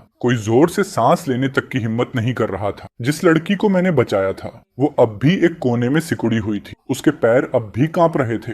फिर भी वो धीरे धीरे मेरे पास आई और मच्छर जैसी धीमी आवाज में बोली, आप ठीक तो हैं? मैंने उसकी बात का कोई जवाब नहीं दिया। मेरी नजर विशाल ब्लैक बियर की लाश पर थी। मैं मन ही मन सोचने लगा, हाई लेवल म्यूटेंट बीस्ट का मांस और उसकी बीस्ट कोर अपोकलिप्स में ये सबसे कीमती खजानों में से एक है। इसे खाने वाला हर इंसान अपनी ताकत बढ़ा सकता है, लेकिन इसका खतरा भी उतना ही बड़ा है। अगर कोई साधारण म्यूटेंट ह्यूमन बिना सोचे समझे हाई लेवल म्यूटेंट बीस्ट का मांस खा ले तो हल्की हालत में उसके टैलेंट्स बिखर जाते हैं और उसकी ताकत घट जाती है। अगर किस्मत और खराब हुई तो जानवर वाली इंस्टिंक्ट उसकी अक्ल को पूरी तरह खा जाती है। फिर वो सिर्फ मारने वाला एक मॉन्स्टर बनकर रह जाता है। लेकिन मैं अलग था। मेरे पास वाटर बेयर का इमोर्टल बॉडी था, साथ ही कई परफेक्ट टैलेंट्स भी थे। इसी वजह से मैं हाई लेवल म्यूटेंट बीस्ट की एनर्जी बिना किसी साइड इफेक्ट के एब्जॉर्ब कर सकता था। यही मेरी इस जन्म की सबसे बड़ी ट्रम्प कार्ड थी। इसे किसी भी हालत में लोगों के सामने उजागर नहीं किया जा सकता था। अगर किसी को पता चल गया कि मैं बिना किसी साइड इफेक्ट के बीस्ट कोर एब्जॉर्ब कर सकता हूँ तो अपोकलिप्स के सारे बड़े फोर्सेस और सबसे ताकतवर लोग मुझे पकड़ने निकल पड़ेंगे। उनकी नजरों में मैं इंसान नहीं, चलता फिरता खजाना बन जाऊंगा। ये सोचकर मैंने अभी बीस्ट कोर एब्जॉर्ब करने का इरादा छोड़ दिया। मैंने उसे अपनी जेब में रख लिया। इरादा था कि किसी सुरक्षित जगह पहुंचकर ही उसे अब्सॉर्ब करूंगा। लेकिन तभी आउल की सुपर हीरिंग ने अचानक एक आवाज पकड़ ली। उत्तर पश्चिम दिशा से तेज हवा की आवाज और भारी कदमों की गूंज आ रही थी। कम से कम 30 म्यूटेंट बीस्ट्स थे। उनकी ऑरा ब्लैक बियर से भी ज्यादा हिंसक और खतरनाक थी। मेरी आंखें गंभीर हो गईं। मैंने ठंडी आवाज में कहा, जिंदा रहना चाहते हो तो अभी भाग जाओ। बचे हुए लोग जैसे नींद से जाग गए। सब रेंगते गिरते पड़ते आसपास की दुकानों और घरों में घुस गए। दरवाजे कसकर बंद कर दिए। जिस लड़की को मैंने बचाया था वो भी एक कन्वीनियंस स्टोर में छिप गई और दरवाजे की दरार से मुझे देखने लगी। मैंने बीस्ट कोर को अंदर वाली जेब में रखा। एक हाथ में 8 किलोग्राम वो हैमर पकड़ा। बिजली और पॉइजन फिर से मेरे पूरे शरीर के चारों तरफ घूमने लगे। ड्यूअल डिफेंस पूरी ताकत से एक्टिवेट हो गई। मैं सड़क के बीचों बीच खड़ा होकर आने वाले 20 टाइड का इंतजार करने लगा। अगले ही पल अंधेरे में अनगिनत काली परछाइयां दिखाई देने लगी। सबसे आगे लगभग 3 मीटर ऊंचा एक म्यूटेंट हंटिंग डॉग था। उसके शरीर पर चित्तीदार बाल थे। उसके मुंह से गिरती लार जमीन को छूते ही उसे गलाने लगी। उसके पीछे दर्जनों वुल्व्स, पागल वाइल्ड बोर्स और कई दूसरे म्यूटेंट बीस्ट्स थे। सबकी आंखें खून जैसी लाल चमक रही थी। उनके शरीर से जानलेवा किलिंग इंटेंट निकल रही थी। साफ था कि ब्लैक बियर के खून की गंध और मेरी ऑरा उन्हें यहाँ खींच लाई थी। मैं हल्का सा मुस्कुराया, फिर एक कदम आगे बढ़ा। अगले ही पल मेरा शरीर गोली की तरह आगे निकल गया। बुलेट एंट की 400 टाइम्स मॉन्स्टर स्ट्रेंथ पूरी तरह फूट पड़ी। वॉर हैमर हवा चीरता हुआ सीधा म्यूटेंट हंटिंग डॉग के सिर पर जा गिरा। धड़ाम! उसका सिर उसी पल अंदर की तरफ धंस गया। बिजली और पॉइजन एक साथ उसके शरीर में घुस गए। वो म्यूटेंट डॉग चीखने तक का मौका नहीं पा सका और धड़ाम से जमीन पर गिर पड़ा। बाकी म्यूटेंट बीस्ट्स जोर से दहाड़ते हुए मेरी तरफ टूट पड़े। उनके पंजे और दांत पागलों की तरह मुझ पर बरसने लगे। लेकिन उनके सारे अटैक आयरन बीटल और मगरमच्छ की मिलीजुली आर्मर पर सिर्फ चिंगारियां निकाल पाए। मेरी स्किन तक नहीं छिली। मैं एक कदम भी पीछे नहीं हटा, बल्कि भेड़ियों के झुंड में घुसे शेर की तरह उनके बीच घुस गया। मैंने लाइटनिंग पूरी ताकत से एक्टिवेट कर दी। नीली बिजली मेरे शरीर से चारों तरफ फैलकर एक बड़ा घेरा बना गई। जो भी म्यूटेंट बीस्ट उस बिजली से टकराता वो करंट लगते ही कांपने लगता। उसी समय मेरी उंगलियों से पॉइजन भी फैलने लगा। बुलेट एंट की मॉन्स्टर स्ट्रेंथ के साथ वॉर हैमर का हर वार एक म्यूटेंट बीस्ट का सिर चकनाचूर कर देता। आउल की नाइट विजन की वजह से अंधेरा मेरे लिए दिन जैसा साफ था। उसकी सुपर हियरिंग हर अटैक पहले से बता देती। उस वक्त मैं रात का वॉर गॉड बन चुका था। पूरा बीस्ट होर्ड भी मुझे रोक नहीं पा रहा था। मेरे पूरे शरीर पर खून के छींटे पड़े थे, लेकिन मुझे उसकी बिल्कुल परवाह नहीं थी। हर बार जब कोई म्यूटेंट बीस्ट मेरे हाथों मरता, मेरे अंदर के सारे टैलेंट्स और भी मजबूत हो जाते। बीस्ट कोर और म्यूटेंट बीस्ट के मांस की एनर्जी लगातार मेरी मेरिडियंस में दौड़ रही थी। वो बिना रुके मेरे शरीर को टेम्पर कर रही थी। वाटर बियर का इमोर्टल बॉडी और प्लानारियन की रीजनरेशन एबिलिटी हर समय तैयार रहती थी। अगर कभी मुझे हल्की सी चोट भी लग जाती तो वो अगले ही पल अपने आप भर जाती। सिर्फ 3 मिनट से थोड़ा ज्यादा समय बीता था और पूरी सड़क म्यूटेंट बीस्ट्स की लाशों से भर चुकी थी। चारों तरफ ताजे खून की बदबू फैली हुई थी। मैंने गहरी सांस ली और बीस्ट कोर्स निकालने के लिए आगे बढ़ा। तभी मेरी नजर दूर एक मकान की छत पर पड़ी। वहां अचानक किसी चीज की चमक दिखाई दी। Sniper rifle. कोई इंसान था और वो एक ऐसा म्यूटेंट ह्यूमन था जिसके पास फायर आर्म भी था। मेरा दिल हल्का सा सिकुड़ गया। बिना सोचे मेरा शरीर इंस्टिंक्ट से एक तरफ हट गया। स्विश! गोली हवा चीरती हुई निकली। वो ठीक उसी जगह लगी जहां मैं एक पल पहले खड़ा था। दीवार में बड़ा सा छेद हो गया, जैसा मैंने सोचा था। वहां पहले से घात लगाकर बैठे थे। मेरी आंखें बर्फ जैसी ठंडी हो गईं। अपोकलिप्स में सबसे डरावनी चीज म्यूटेंट बीस्ट्स नहीं होते, बल्कि इंसानों का लालच और जहर होता है। तभी छत से 3 ठंडी हंसियों की आवाज आई। 3 काली परछाइयां नीचे कूद गईं। जमीन पर उतरते ही उनके शरीर साफ दिखाई देने लगे। एक ईगल म्यूटेंट, एक फॉक्स म्यूटेंट और एक स्नेक म्यूटेंट। तीनों की ओरा म्यूटेंट बीस्ट से कहीं ज्यादा ताकतवर थी। साफ था कि ये पहले से यहाँ मेरा इंतजार कर रहे थे। ईगल म्यूटेंट ने अपने पंख फैलाकर हवा में उड़ते हुए कहा, लड़के, ब्लैकबियर को मार दिया, बीस्ट होर्ड भी खत्म कर दिया। लगता है तेरे अंदर काफी टैलेंट है। अपने सारे बीस्ट कोर्स और ट्रांसफॉर्मेशन का राज हमें दे दे तो तुझे पूरी लाश के साथ मरने देंगे। फॉक्स म्यूटेंट लड़की ने होठों पर जीभ फेरते हुए मुस्कुराकर कहा, हम काफी देर से तुझ पर नजर रखे हुए। एक इंसान के अंदर इतने सारे टैलेंट्स, ये राज तू अकेला नहीं रख पाएगा। चुपचाप मान जा, वरना तेरी मौत बहुत दर्दनाक होगी। इतना कहते ही तीनों ने 3 दिशाओं से मुझे घेर लिया। उन्होंने मेरी ऑरा पूरी तरह लॉक कर दी। उन्हें पूरा यकीन था कि जीत उनकी ही होगी। दूर छिपे हुए लोग ये देखकर कांप उठे। जो नाइट वॉर गॉड अभी तक अजय लग रहा था, अब 3 ताकतवर म्यूटेंट्स ने उसे घेर लिया था। मैंने वॉर हैमर कसकर पकड़ा, धीरे धीरे सीधा खड़ा हुआ। फिर मेरे होंठों पर एक ठंडी मुस्कान आ गई। बस तुम लोग। ईगल म्यूटेंट गुस्से से पागल हो गया। अगले ही पल उसने जोर से पंख फड़फड़ाए और तीर की तरह मेरी तरफ झपट पड़ा। उसके स्टील जैसे पंजे सीधे मेरे सिर की तरफ बढ़े। उसी समय फॉक्स म्यूटेंट अंधेरे में गायब हो गई। साफ था कि वो पीछे से स्नेक अटैक करने वाली। स्नेक म्यूटेंट लगातार जहरीली गैस उगलने लगा। उसका जहर हवा तक को गलाने लगा। तीनों ने मिलकर मुझे मारने के लिए पूरी ताकत लगा दी। मैंने हल्के से अपनी आंखें सिकोड़ ली। मेरे सारे टैलेंट्स एक साथ पूरी ताकत से फूट पड़े। अवल की नाइट विजन ने तुरंत फॉक्स म्यूटेंट की मूवमेंट लॉक कर ली। अमेरिकन इलेक्ट्रिक ईल की लाइटनिंग ने मेरे पूरे शरीर को ढक लिया। बुलेट एंट की मॉन्स्टर स्ट्रेंथ मेरे पैरों में इकट्ठा हो गई। मैंने जमीन पर जोर से पैर मारा और सीधा ईगल म्यूटेंट की तरफ उछल गया। क्या? ईगल म्यूटेंट डर से चीख पड़ा।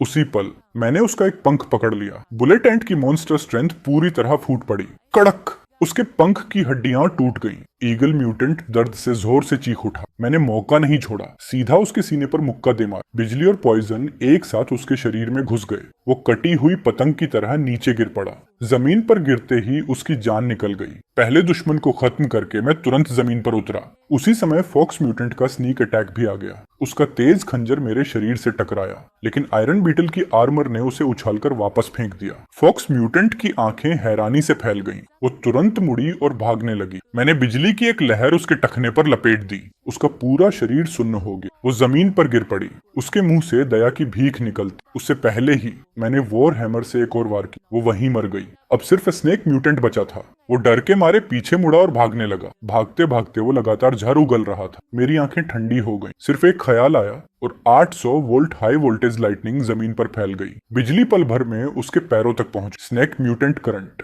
लगते ही बुरी तरह कांपने लगा और जमीन पर गिरकर हिलना बंद कर दी। मैं धीरे धीरे उसके पास पहुंचा। नीचे झुककर उसकी तरफ देखा और पूछा, तुम लोगों को किसने भेजा है? वो कांपती आवाज में बोला, चाय चिंगलांग गैंग। हमारे गैंग लीडर एक वुल्फ म्यूटेंट है, बहुत ताकतवर। उन्हें पता चला कि तेरे पास कई टैलेंट्स, इसलिए उन्होंने हमें तुझे पकड़ने भेजा। चिंगलांग गैंग। मेरी आंखें तुरंत ठंडी हो गईं। पिछले जन्म में यही गैंग अपोकैलिप्स की शुरुआत से ही हर जगह लूटपाट और कत्ल करता फिरता था। मेरे पिछले जन्म का सबसे अच्छा दोस्त भी इन्हीं के हाथों मारा गया था। मुझे उम्मीद नहीं थी कि इस जन्म में ये खुद मेरे दरवाजे तक चले आएंगे। मैंने अपने पैरों के पास पड़ी लाशों की तरफ देखा, उनसे एक एक करके दर्जन भर बीस्ट कोर्स निकाले और अपनी जेब में रख लिए। फिर मुड़कर कस्बे के पूर्वी हिस्से की तरफ चल पड़ा। मैंने अभी कुछ ही कदम बढ़ाए थे कि पीछे से उसी लड़की की कमजोर आवाज सुनाई दी। लड़की घबराई हुई बोली, चिंगलांग गैंग ने पूरे पूर्वी इलाके पर कब्जा कर रखा है। वहाँ कम से कम कई दर्जन खूंखार लोग हैं। अगर तुम अकेले गए तो सच में मारे जाओगे। मैं बिना रुके आगे बढ़ता रहा, बस आधा चेहरा उसकी तरफ घुमाया। मेरी आवाज खून की बदबू से भी ज्यादा ठंडी थी। जब वो पूरब में है तो वो पहले से ही लाश है। इतना कहकर मैंने वॉर हैमर कसकर पकड़ा। मेरा शरीर ठंडी बिजली की तरह एपोकलिप्स के बैंगनी काले कोहरे को चीरता हुआ आगे बढ़ गया। पूर्वी इलाके में कोहरा और भी घना था। हवा में खून और बारूद की बदबू घुली हुई थी। जैसे जैसे मैं चिंगलांग गैंग के बेस के पास पहुंचा, वैसे वैसे चीखों और पागलों जैसी दहाड़ों की आवाजें और साफ सुनाई देने लगी। करीब 100 मीटर दूर पहुंचकर मैं रुक गया। मैंने आउल की नाइट विजन पूरी तरह एक्टिवेट कर दी। मेरी ठंडी नजर कोहरे को चीरते हुए पूरे बेस का लेआउट साफ देखने लगी। मुख्य गेट लोहे का बना था। दीवारों पर टूटे हुए कांच और लोहे के नुकीले टुकड़े जड़े हुए थे। दीवार के ऊपर कई म्यूटेंट ह्यूमंस डंडे और माचेते लेकर पहरा दे रहे थे। हर एक का चेहरा पागल कुत्ते जितना हिंसक था। आगे और पीछे दोनों तरफ गार्ड पोस्ट्स थे।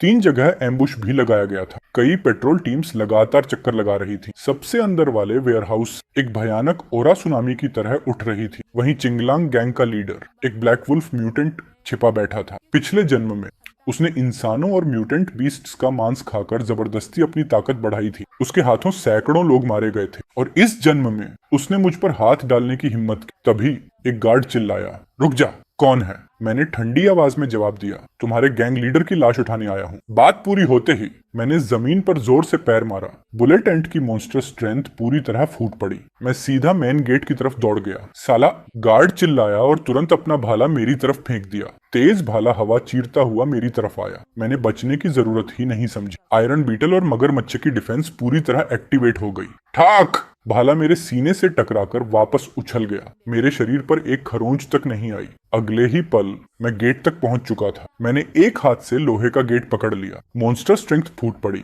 चिर्रर! पूरा लोहे का गेट बीच से फट गया। मोटी लोहे की चादरें कागज की तरह मुड़ गईं। दीवार पर खड़े गार्ड्स डर से कांप उठे। वे अलार्म बजाने ही वाले थे कि मैंने हाथ उठा दिया। हाई वोल्टेज लाइटनिंग पूरी दीवार पर फैल गई। छन्न छन्न! सभी गार्ड्स करंट लगते ही कांपने लगे। एक एक करके दीवार से नीचे गिर पड़े। सब बेहोश हो गए। वो अंदर घुस आया। यही वो मॉन्स्टर है जिसने ब्लैक बेयर को मारा था। अलार्म जोर जोर से बजने लगा। दोनों तरफ से दर्जनों म्यूटेंट ह्यूमंस हथियार लेकर मेरी तरफ दौड़ पड़े। सब पागलों की तरह चिल्ला रहे थे, इसे मार डालो, इसके टैलेंट्स छीन लो। मेरी आंखें बर्फ जैसी ठंडी थी। लाइटनिंग फिर से फूट पड़ी। मैंने वॉर हैमर को पूरी ताकत से घुमाया। धड़ाम धड़ाम धड़ाम!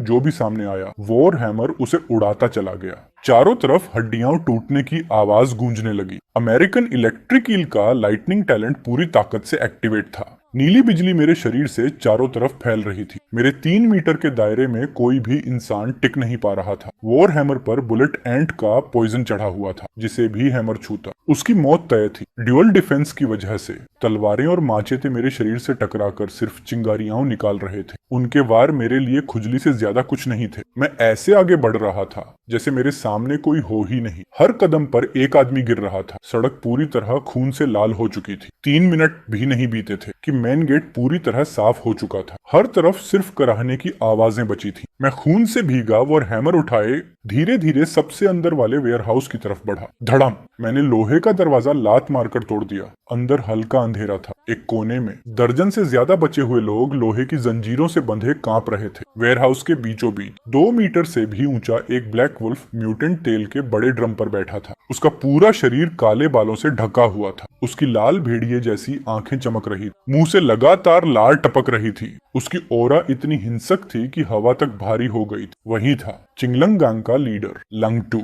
लंगटू ने अपने पंजों पर लगा खून चाटा और हल्का सा हंसा। बुरा नहीं, सीधे मेरे सामने आने की हिम्मत भी कर ली। तेरे जैसे मल्टी टैलेंट वाले इंसान का मान मेरे लिए सबसे बड़ा टॉनिक होगा। उसने एक नजर बंधे हुए लोगों पर डाली। उसकी मुस्कान और भी क्रूर हो गई। ये सब मेरा खाना, इन्हें खाऊंगा तो मैं और ताकतवर बन जाऊंगा, और तू खुद चलकर आ गया तो तुझे भी साथ में खा जाऊंगा। इतना कहते ही वो अचानक अपनी जगह से गायब हो गया। काली परछाई की तरह सीधा मेरी तरफ झपटा।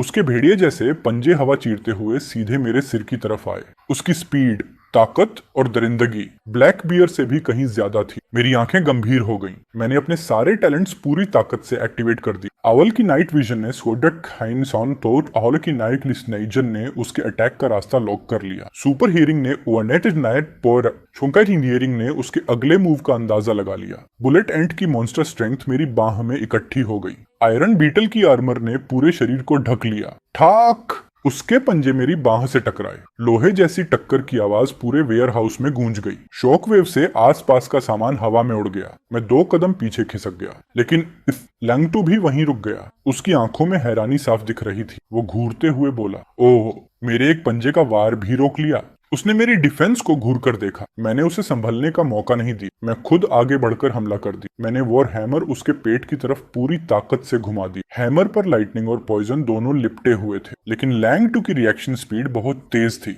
वो एक तरफ हट गया। उसी समय उसने अपने पंजों से मेरे गले पर वार की। हम दोनों आमने सामने भिड़ गए। बुलेट एंट की मॉन्स्टर स्ट्रेंथ, लाइटनिंग, पॉइजन सब छोटे से वेयर हाउस के अंदर पागलों की तरह टकराने लगे। जितनी देर लड़ाई चलती गई, उतना ही लांग-टू डरता गया, क्योंकि उसके पंजे मेरी डिफेंस को जरा भी नहीं भेद पा रहे थे। वो पागलों की तरह चिल्लाया, तू आखिर है क्या?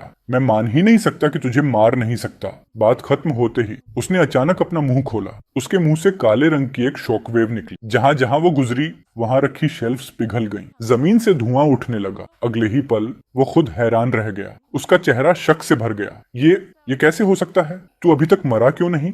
मैंने ठंडी आवाज में कहा, तुम बहुत कम जानते हो। बात खत्म होते ही मैं बिजली की तरह उसकी तरफ झपटा।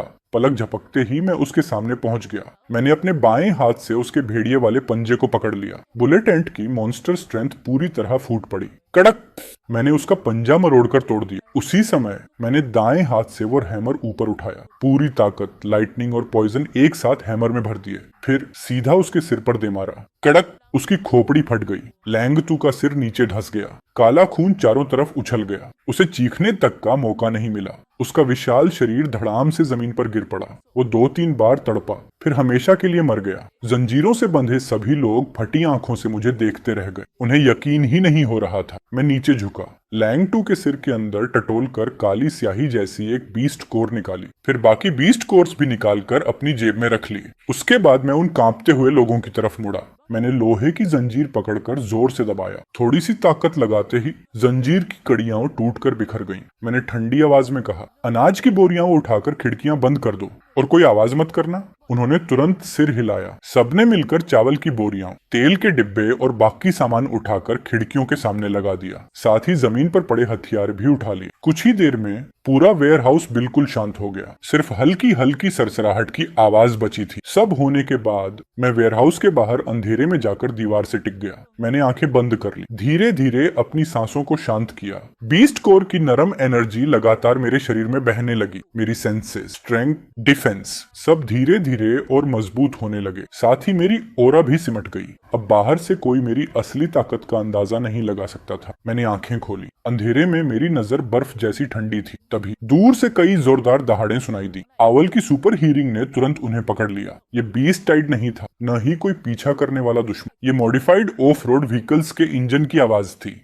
उन गाड़ियों में बैठे लोगों की ओरा बहुत शांत और अनुशासित थी। साफ था वे किसी ऑर्गेनाइज ग्रुप से थे, कोई बिखरे हुए लोग नहीं थे। मेरी आंखें सिकुड़ गईं। मैंने वॉर हैमर और कसकर पकड़ लिया। फिर एक खंभे के पीछे खड़ा होकर अपनी पूरी ओरा छिपा ली। अपोकलिप्स की शुरुआत में जो लोग गाड़ियों में घूमते थे वे या तो गवर्नमेंट की बची हुई फोर्सेस होती थीं, या फिर बेहद ताकतवर और अच्छी तरह इक्विप्ड गैंग। चाहे जो भी हो, वे आसान लोग नहीं थे। कुछ मिनट बाद 3 off road vehicles warehouse के बाहर आकर रुक गईं। उन्होंने तुरंत अपनी हेडलाइट्स बंद कर दी। दर्जन से ज्यादा लोग गाड़ियों से नीचे उतरे। उनके हाथों में लंबे चाकू, भाले और 2 होममेड शॉटगन्स भी थी। उनकी टीम वर्क देखकर साफ लग रहा था कि वे अच्छी तरह ट्रेंड थे। वे सीधे वेयर हाउस की तरफ बढ़ने लगे। उनका लीडर पीली आंखों वाला एक high level hunting dog mutant था। उसकी ओरा लैंग-टू से भी ज्यादा मजबूत और स्थिर थी। उसने ठंडी आवाज में कहा, अंदर अभी भी लोग जिंदा हैं। लंगटू का खून अब भी ताजा है। सारे बीस्ट कोर्स और टैलेंट वाले इंसानों को जिंदा पकड़कर वापस ले चलो। पूरा ग्रुप वेयरहाउस की तरफ दौड़ पड़ा। मैं अब भी अंधेरे में बिल्कुल चुप खड़ा था। आउल की नाइट विजन की वजह से उनकी हर हरकत, हर सांस मुझे बिल्कुल साफ दिखाई और सुनाई दे रही। ये लोग संख्या में भी ज्यादा थे, इक्विपमेंट भी बेहतरीन था, उनके पास लॉन्ग रेंज फायर पावर भी थी और उनका लीडर भी कमजोर नहीं था। पुनर्जन्म के बाद ये पहली असली आर्मर्ड टीम थी जिससे मेरा सामना हुआ था। अगर मैं सीधे उनसे भिड़ जाता तो शायद जीत सकता था, लेकिन गोलियों से घायल होना लगभग तय था। और अगर मैंने अपने सारे टैलेंट सबके सामने दिखा दिए तो वो खुद अपने गले में फांसी डालने जैसा होता। मैंने धीरे धीरे अपनी सांसें नियंत्रित की। मेरी उंगलियों पर हल्की नीली बिजली चमकने लगी। Night vision, defence, lightning, poison, monster strength, मेरे सारे टैलेंट सही मौके का इंतजार करने लगे। वेयरहाउस का दरवाजा धीरे से खुला। पहला शैडो चुपके से अंदर घुसा। उसकी आंखें अंधेरे को स्कैन कर रही थी। मैं बिना कोई आवाज किए उसके पीछे पहुंच गया। वो कुछ समझ पाता उससे पहले ही मैंने बाएं हाथ से उसका मुंह कसकर दबा दी। दाएं हाथ की उंगलियों में भरा पॉइजन हल्के से उसकी गर्दन के पीछे छुआ दिया। उसका पूरा शरीर अकड़ गया। वो कुछ सेकंड तक कांपता रहा, फिर बिल्कुल ढीला पड़ गया। मैंने उसकी लाश धीरे से नीचे रख दी। जरा सी भी आवाज नहीं हुई। पहले आदमी को खत्म करने के बाद दूसरा अंदर आया। बस 2 कदम ही चला था कि उसका पैर हल्के इलेक्ट्रिक करंट पर पड़ा। मैंने पहले से जमीन पर हल्का करंट छोड़कर एक छोटा ट्रैप बना रखा था। वो बिजली उसे मारने के लिए नहीं थी, बस उसे चौंकाने के लिए थी। वो एक पल के लिए रुक गया। उसी पल में अंधेरे से बाहर निकला। 8 किलो के वॉर हैमर के पिछले हिस्से से उसकी छाती पर जोरदार वार किया। धड़ाम। वो वहीं बेहोश होकर गिर पड़ा। बाहर से किसी ने धीरे से चिल्लाकर पूछा, दोनों इतने स्लो क्यों हैं? तीसरा आदमी क्रॉसबो लेकर तेजी से अंदर घुसा। जैसे ही उसने क्रॉसबो उठाया, आउल की नाइट विजन ने उसकी हर मूवमेंट लॉक कर ली। मैं एक झटके में उसका तीर बचाकर उसके बिल्कुल सामने पहुंच गया। मैंने एक हाथ से उसका क्रॉसबो पकड़कर जोर से खींच लिया। उसी वक्त उसमें बिजली दौड़ा दी। उसका पूरा शरीर सुन्न हो गया। क्रॉसबो उसके हाथ से छूट गया और वो जमीन पर गिर पड़ा। 3 आदमी बिना कोई आवाज किए खत्म हो चुके थे। बाहर खड़ा हंटिंग डॉग लीडर अब शक करने लगा। 3 लोग अंदर गए, कोई आवाज क्यों नहीं आई? उसने तुरंत इशारा किया। 4 लोग कॉम्बैट फॉर्मेशन बनाकर वेयर हाउस के अंदर घुस गए। वो खुद होममेड शॉटगन लेकर दरवाजे के पास खड़ा हो गया। उसकी आंखें बेहद खतरनाक थी। चारों अंदर घुसते ही अलग अलग दिशाओं में फैल गए। इस बार मैंने छिपना बंद कर दिया। मैं खंभे के पीछे से बिजली की तरह बाहर निकला। बुलेट एंट की मॉन्स्टर स्ट्रेंथ पूरी ताकत से मेरे हाथ में इकट्ठा हो गई। वॉर हैमर एक झटके में घूमा। धड़ाम। बाईं तरफ वाला आदमी उड़कर दूर जा गिरा। बाकी 3 घबराकर चाकू निकालकर मेरी तरफ दौड़े। मैं जरा भी नहीं हटा। आयरन बीटल और क्रोकोडाइल की डबल डिफेंस पूरी तरह एक्टिवेट हो गई। उनके चाकू मेरे कंधे पर पड़े। बस चिंगारियां निकली, एक भी निशान नहीं पड़ा। तीनों के चेहरे डर से सफेद पड़ गए। मैंने वॉर हैमर घुमाकर एक और आदमी को गिरा दिया, फिर उंगलियों से बिजली छोड़कर दूसरे की छाती पर मार दी। वो भी वहीं गिर पड़ा। आखिरी आदमी डरकर भागने लगा। मैंने जमीन पर पैर मारा। एक झटके में उसके पीछे पहुंच गया और उसकी गर्दन पर हाथ मारा। वो वहीं ढेर हो गया। 10 सेकंड से भी कम समय में वेयरहाउस में घुसे 7 लोग खत्म हो चुके थे। मैंने बहुत कम ताकत इस्तेमाल की। अपनी असली क्षमता भी ज्यादा नहीं दिखाई। बाहर खड़े हंटिंग डॉग लीडर का चेहरा बदल गया। अब उसे समझ आ चुका था, अंदर कोई डरा हुआ इंसान नहीं, बल्कि अंधेरे में छिपा हुआ एक मॉन्स्टर उसका इंतजार कर रहा था। वो गरज कर बोला, बाहर निकल। उसने शॉटगन कसकर पकड़ ली। मालूम है तू ताकतवर है, लेकिन क्या गोलियां भी झेल पाएगा? सारा खाना और बीस्ट कोर हमारे हवाले कर दे तो तुझे पूरी लाश मिलेगी। मैं धीरे धीरे वेयरहाउस से बाहर निकला। एक हाथ में वॉर हैमर था। मेरे आसपास की ओरा बर्फ जैसी ठंडी थी। अंधेरे में मैं उसके सामने खड़ा था। बाहर अभी भी करीब 10 लोग थे। 2 शॉटगन्स, 3 क्रॉसबोस और उनका लीडर भी कमजोर नहीं था। अगर मैं सीधे बाहर निकलता तो गोली लगना तय था। डिफेंस होने के बावजूद मैं घायल हो सकता था, लेकिन मेरे दिमाग में पहले से प्लान तैयार था। मैंने शांत आवाज में कहा, बीस्ट कोर चाहिए तो अंदर आकर ले लो। मेरी आवाज शांत थी, लेकिन सीधी चैलेंज थी। लीडर गुस्से से पागल हो गया। उसने हाथ उठाकर अपने आदमियों को चारों तरफ फैलने का इशारा किया, फिर खुद शॉटगन ताने वेयरहाउस के दरवाजे की तरफ बढ़ने लगा। मैं दरवाजे के पीछे अंधेरे में बिल्कुल स्थिर खड़ा रहा। नाइट विजन पूरी तरह एक्टिवेट थी। उसका हर कदम, हर मूवमेंट मेरी नजर में था। आउल की हीरिंग उसकी उंगली के ट्रिगर पर पड़ने वाली हल्की सी आवाज तक सुन रही थी। Lightning, poison, monster strength, defence, सब तैयार थे। 3 कदम, 2 कदम, 1 कदम, वो दरवाजे तक पहुंच गया। वो हंसते हुए बोला, अब गुड बाय। लेकिन गोली चलने से ठीक पहले मैंने गोली रोकने की कोशिश नहीं की। मैं दरवाजे के फ्रेम के साथ एक तरफ फिसल गया। उसी समय जोर से पैर पटका। मैंने पहले से उसके रास्ते में बिजली फैला रखी थी। गोली मेरे कंधे को छूती हुई पीछे की दीवार में जा लगी। लकड़ी के टुकड़े उड़ गए। लीडर की आंखें फैल गईं। वो दूसरी गोली भर पाता उससे पहले ही उसके पैरों में सुन्नपन फैलने लगा। Electric shock. मैंने उसी 1/1000वें हिस्से वाले सेकंड का फायदा उठाया। मैं अंधेरे से बिजली की तरह निकला। वॉर हैमर सिर पर नहीं, सीधा उसके दाएं हाथ पर मारा जिसमें शॉटगन थी। कड़क। उसकी बाह की हड्डी टूट गई। शॉटगन जमीन पर गिर गई। वो दर्द से चीखते हुए मेरी तरफ झपटा। उसके हंटिंग डॉग वाले पंजे सीधे मेरे गले की तरफ आए। मैं फिर भी नहीं हटा। मैंने अपनी पूरी डिफेंस एक्टिवेट कर दी। उसके पंजे मुझसे टकराकर उछल गए। उल्टा वो खुद आधा कदम पीछे खिसक गया। उसके चेहरे पर यकीन न होने वाला भाव था। मैंने बिना एक शब्द बोले वॉर हैमर उसकी छाती पर दे मारा। धड़ाम। वो उड़कर दूर जा गिरा और बेहोश हो गया। बाकी लोग डर के मारे कांपने लगे। कोई आगे आने की हिम्मत नहीं कर पाया। सब पीछे मुड़कर भागने लगे। मेरी आंखें ठंडी थी। मैं धीरे धीरे उनके पीछे बढ़ा। अपोक्लिप्स में दुश्मन को जिंदा छोड़ना खुद अपने लिए मुसीबत पालना होता है। मैंने उनका पीछा नहीं किया। आउल की हीरिंग पहले ही उनके भागने के सारे रास्ते लॉक कर चुकी थी, चाहे वो लकड़ी के पीछे छिपे या सांस रोककर बैठे रहें। मेरे लिए वो रात में जलती हुई आग की तरह साफ थे। छिपना नामुमकिन था। मैंने पूरी ताकत से अमेरिकन इलेक्ट्रिक ईल की 800 वोल्ट हाई वोल्टेज बिजली गीली सीमेंट वाली जमीन पर फैला दी। छन छन। बिजली की आवाज और उनकी चीखें एक साथ गूंज उठी। सिर्फ 10 सेकंड में बचे हुए सारे लोग तड़पते हुए जमीन पर गिर पड़े। कोई भी हिल नहीं रहा था। मैं धीरे धीरे उनमें से एक के पास पहुंचा। 8 किलो का वॉर हैमर उसके बगल में रखा। जमीन तक फट गई। मैंने बर्फ जैसी ठंडी आवाज में पूछा, तुम लोगों को किसने भेजा?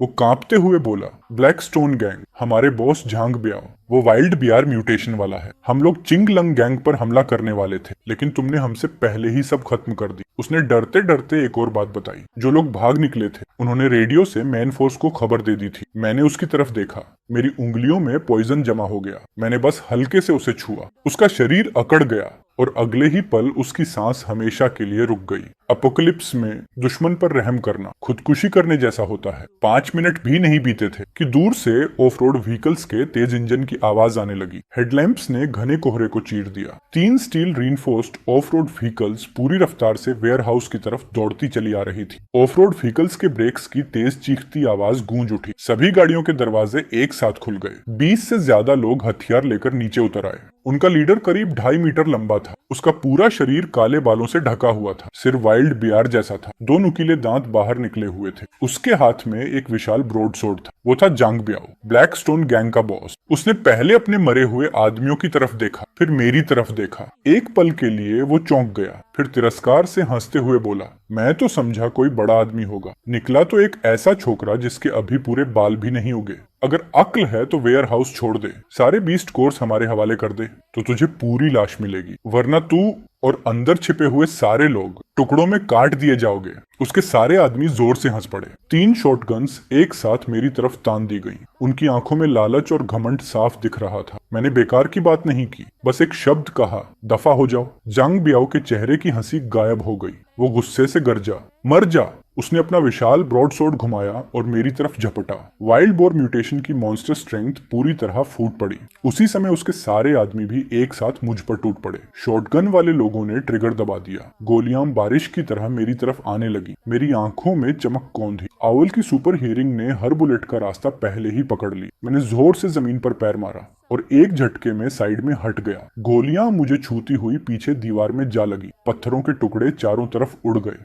उसी समय हैंडॉम, आयरन बीटल और क्रोकोडाइल की डबल डिफेंस पूरी तरह एक्टिवेट हो मेरे पूरे शरीर पर सिल्वर ग्रे आर्मर जैसी परत उभर आई। मैंने जांग बियाओ के वॉर से बचने की कोशिश नहीं की। बुलेट एंट की 400 गुना मॉन्स्टर स्ट्रेंथ पूरी की पूरी मेरे हाथ में इकट्ठा हो गई। मैंने वॉर हैमर उठाकर पूरी ताकत से नीचे दे मारा। ठांग। धातु के टकराने की कान फाड़ देने वाली आवाज गूंज उठी। झांग ब्याओ को ऐसा लगा जैसे पूरा पहाड़ उसकी तलवार पर आ गिरा हो। उसका पूरा हाथ सुन्न पड़ गया। हथेली फट गई। खून बहने लगा। उसका ब्रॉड सोर्ड हाथ से छूटकर दूर जा गया। वो अभी शौक से बाहर भी नहीं निकला था कि मैंने वॉर हैमर घुमाकर सीधे उसके पेट पर दे मार। कड़क उसकी हड्डियां और टूटने की आवाज गूंज उठी। जांग ब्याओ का विशाल शरीर उड़ता हुआ पीछे खड़ी ऑफ रोड व्हीकल से जा टकराया। गाड़ी का विंडशील्ड चकनाचूर हो गया। उसने मुंह से खून उगला और वहीं मर गया। सिर्फ एक हैमर स्ट्राइक में ब्लैकस्टोन गैंग का बॉस खत्म हो गया। उसके बाकी आदमी वहीं जड़ होकर खड़े रह गए। उनके चेहरे का घमंड एक पल में डर में बदल गए। मैंने उन्हें संभलने का मौका नहीं दिया। अमेरिकन इलेक्ट्रिक ईल की 800 वोल्ट हाई वोल्टेज बिजली पूरी ताकत से फूट पड़ी। मेरे शरीर से चारों तरफ बिजली का घना जाल फैल गया। जो लोग सबसे पहले मेरी तरफ दौड़े थे, जैसे ही उनके पैर जमीन पर पड़े, उनके शरीर जोर से कांपने, उनके हथियार हाथ से छूटकर जमीन पर गिर गए और एक एक करके सब गिर पड़े।